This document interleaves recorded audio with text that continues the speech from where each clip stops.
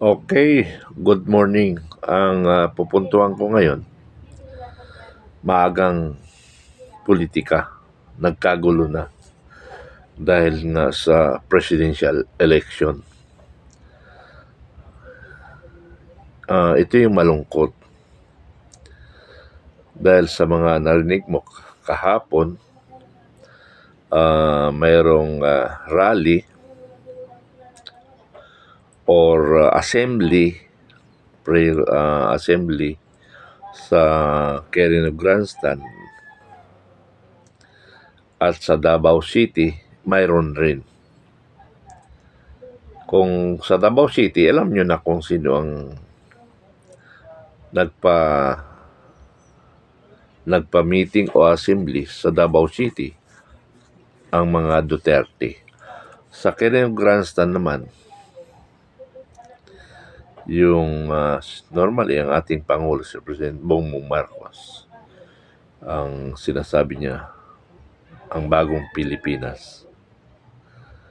Yung katagang ang bagong Pilipinas, alin ba yun? Yung patungo tayo sa kaayusan, kaunlaran ng ating bansa, o lalo tayong babagsak sa ating bansa? Pero sabi ko nga, hindi pa naman ako bumibigay sa ating Pangulo na kung saan aming sinuportahan. Maghahantay pa ako ng 2 years. So meaning, pag 2 years ay June. Ano? Maagang politika. Bakit nagkaganito ang ating bansa? Iba kasi ang sitwasyon na, ibang sitwasyon ng kay Pangulong Duterte at saka kay Pangulong Marcos. Kay Pangulong Duterte, magulo. Parang naramdaman natin na magulo, pero yun ay kaayusan ng ating bansa. Dangat nga lang, ang dami niyang masagasaan, ang dami niyang kalaban sa droga, politika, kaaway niya na personal at Partido Komunista. At saka yung religion pa. So, maraming humaharang sa kanya. Maraming humaharang sa pangarap ng ating dating Pangulong Duterte. Ang pangarap niya, kaayusan ng ating bansa. Hindi niya rin nakaya ang droga dahil mismo ang religion ang umaayaw. At normally, yung sindikato ng droga, yun ang umaayaw. Hanggang ngayon, may kaso pa sa international. At ito rin ang isang dahilan kaya nagkagulo ang bansa. Dahil sabi nga nila, pinapaboran ni Marcos ang ibang bansa. Pero nagsalita naman ang ating Pangulo na hindi niya papayagan na aresto ng ating dating Pangulo, si Vice President at si Senador De La Rosa. Pero ang problema, politika pa rin ang nagiging dahilan naman ngayon. So,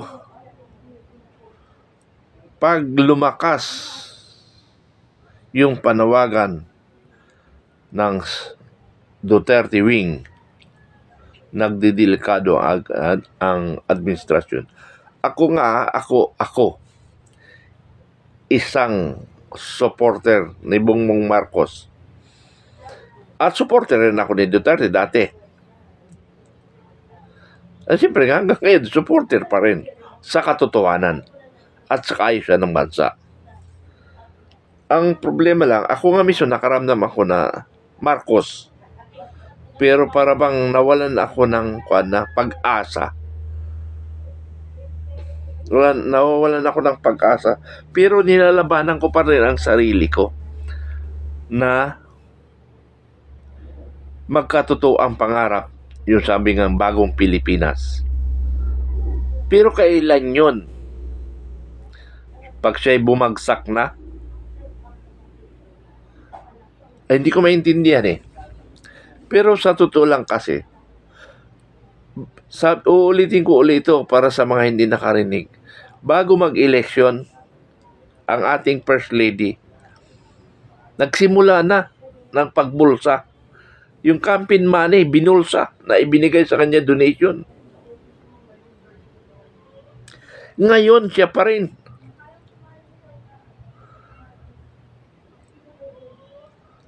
Lahat na nakaposisyon. Yun ang problema sa atin ngayon. Ako'y natatawa nga minsan eh. Nagmi-meeting kami nung ang kanyang kapatid na si Martin Araneta sa BGC na lagi kong sinasabi, sir, ang aming grupo is anti-corruption. Yun pala, kaharap ko na pala ang aking kalaban. Yun ang masaklap. Ano? At narinig ko rin, narinig ko hindi ko sinisira ng Administrasyong Marcos, pero sinasabi ko ang katotohanan. Marcos pa rin ako. Pero mas mahal ko ang bayan ko. Kasi kung politika tayo, halimbawa, pinanigan ko si Duterte o kaya si Marcos, hindi ko nakikita ang mali. Lagi na lang ako doon sa tama, kahit mali. Mali tayong Pilipino. Tayo mga Pilipino ang may kasalanan. Doon tayo kumakampi sa mali. Pag sinabi kong kumakampi ka sa mali, pag nakita mo yung partido o yung grupo na yan na, for example, Marcos, nandiyan ka, supporter ka ni Marcos, pero nakikita mong mali, andun ka pa rin. So, ang may kasalanan dyan, Pilipino. Ano? Pilipino. Kumilos tayo para sa ating bayan. Hindi tayo kumilos dahil kaaway natin si Marcos o si Duterte. Kumilos tayo para sa bayan. Ngayon, kung politikang pag-uusapan, sa eleksyon lang yun dapat pag-usapan. Kung sino ang gusto mo. Problema nga lang sa atin eh. Tayong mga Pilipino rin may kasalanan eh. Nakita na nating mali. Umaayon pa tayo. For example, sa corruption. Sikat. Kilala mo, kamag-anak mo, kaibigan mo. Sinuportahan mo. Doon ka pa rin. Ay, sos, Diyos ko. Ano bang mahal natin? Yung personal na tao o ang ating bayan? Sabi nga nila, pag ganyan ka, wala kang pinapanigan, wala kang grupo. Hindi kasi pinag-uusapan ng grupo. Ang pinag-usapan dito, Pilipino tayo. Pilipino rin ang aangat. Magpaangat sa bansang Pilipinas.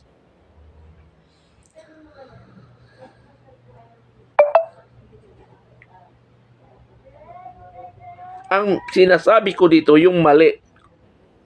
At ang maganda, purihin. Pero naramdaman nga natin na parang wala ng direksyon ng ating bansa.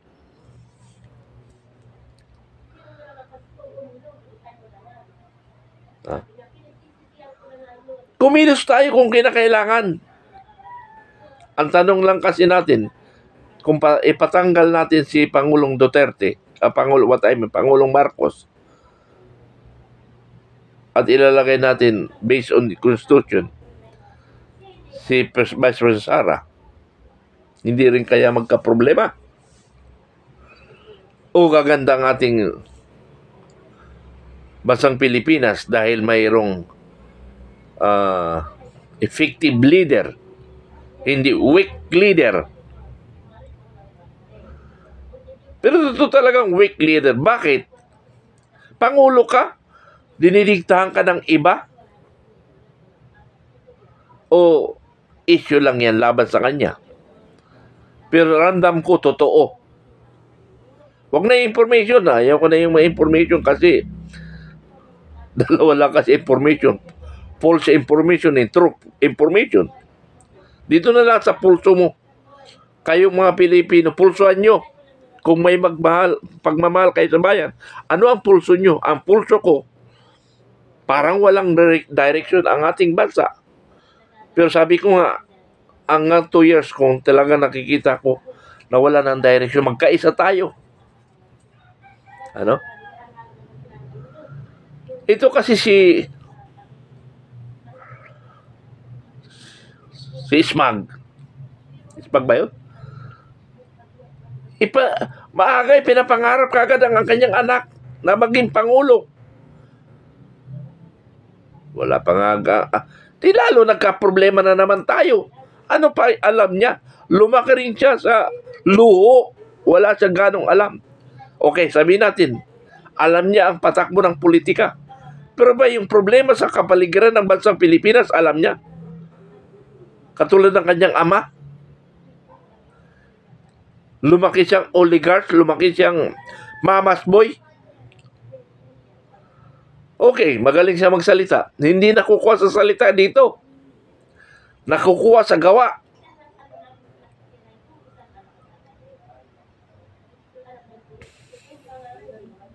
Pero, sabi ko nga, umaasa pa ako sa inyo. Mahal na Pangulo. Huwag niyong biguin ang inyong bayan na umaasa sila sa iyo sa pagbabago.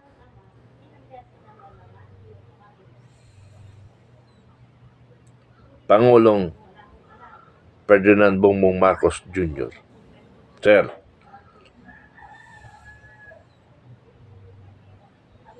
nagkaharap tayo minsan at nag-usap tayo. Pero saglit lang. Hindi ko din nalaman kung naiwan pa sa iyong kaisipan yung mga sinabi ko at sinabi mo.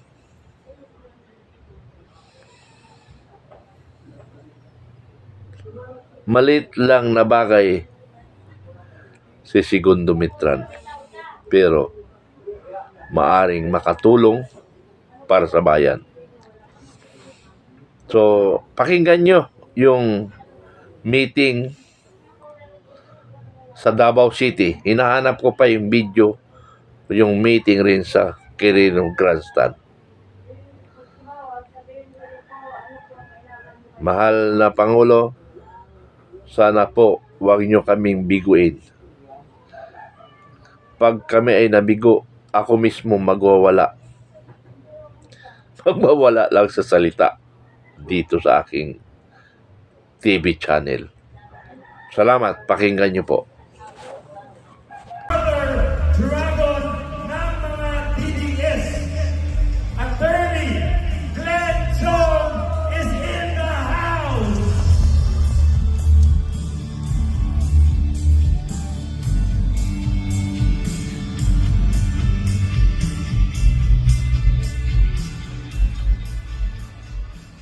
Sa atong mga tinapod na opisyal, sa atong kanting Presidente, Rodrigo Duterte, sir, sa inyong tanan, mga kaigsunan, mayong gabi. Kagabi na nag-iskulya ko dito sa Grand Ensign Hotel. And akong istorya, di ilang ko magpaligoy-ligoy na ay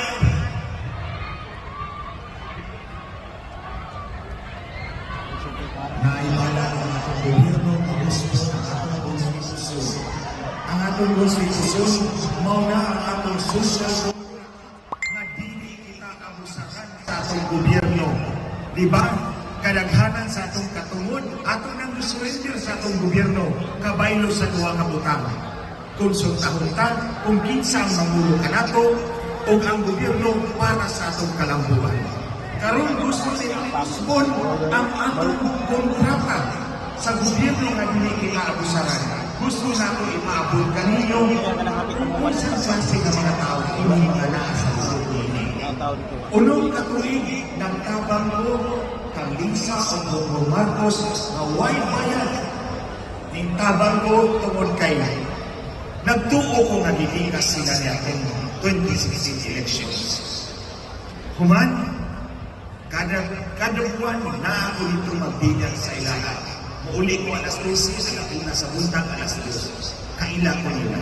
8 katao na sang duwa ka mag-asawa. Sa 8 katao niya na ulong ni duha sila. Sa 8 katao niya na duha lang ang mag-usip. Sir, sorry ha. Duha lang ni mag-usip. Silin sa Marcos o ako. So every time gusto siya mag-usip, ikpikon lang niya, tara na doon natas garden. Anthony mag-usip. One time, naiingon siya. Iyang anak si Sandro Marcos nagtrabaho sa opisina ni Tambi, ni Tambaloslos. O niya ningon si Lisa. Kay bawa kaingon akong anak that they are so corrupt and they do not even attempt to hide it. So you see, makita na nato ang pagkatao sa tao na nagtulog sa iyang anak. They are so corrupt and they don't even attempt to hide it. So, ato na may file na o COC si Bongbong, ipatawag ko ni Lisa Marcos.